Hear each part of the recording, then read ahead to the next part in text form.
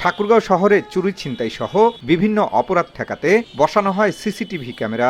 তবে রক্ষণাবেক্ষণ না থাকায় দিন দিন অচল হয়ে পড়ছে যন্ত্রগুলো। ফলে অপরাধের সঙ্গে জড়িতদের শনাক্ত করা এখন কঠিন হয়ে পড়েছে। স্থানীয়দের অভিযোগ, সিসি ক্যামেরা নষ্ট হওয়ায় চুরি ও ছিনতাইয়ের ঘটনা বেড়েছে। এতে নিরাপত্তা নিয়ে আশঙ্কায় পৌরবাসী। কেননা অপরাধী শনাক্ত না হওয়ায় একদিকে উদ্ধার করা যাচ্ছে না লুট হওয়া মালামাল, অন্যদিকে দিন দিন বাড়ছে অপরাধের মাত্রা। দ্রুত এ বিষয়ে ব্যবস্থা নেওয়ার দাবি শহরবাসীর। একবার আমি আমার মোটরসাইকেলটা চৌরাস্তাতে রাখছিলাম, আমার হেলমেটটা নিয়ে চলে গেছিল। তখন একবার সিসি ফুটেজের জন্য গেছিলাম, সিসি ফুটেজ কিন্তু দিতে পারে না। তো এখানে সিসি ক্যামেরা না থাকার কারণেই এগুলো চুরি হচ্ছে। তাদের যদি সিসি ক্যামেরা ঠিক থাকতো তাহলে কিন্তু চিহ্নিত করতে পারতো যে আসলে কে চুরি করছে। চুরি হচ্ছে মোটরসাইকেল থেকে শুরু করে বিভিন্ন প্রকার অকারেন্স ঘটতেছে।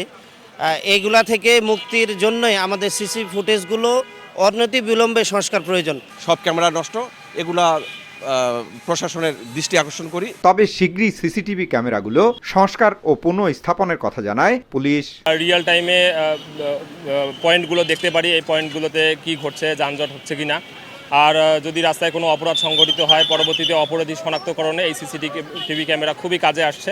কিছু ক্যামেরা আমাদের অচল হয়ে যায়, সেই ক্যামেরাগুলো আমরা সংস্কারের পূর্বক এগুলো ঠিক করে আমাদের গুরুত্বপূর্ণ যে জায়গাগুলো সেগুলোতে আবার মোতায়েন করার জন্য আমরা ব্যবস্থা নিচ্ছি। পুলিশের তথ্য মতে 2016 সালে ঠাকুরগাঁও শহরের গুরুত্বপূর্ণ পয়েন্টে শতাধিক সিসিটিভি ক্যামেরা স্থাপন করা হয়। বর্তমানে পুরোপুরি অকার্যকর হয়ে পড়েছে 27টি।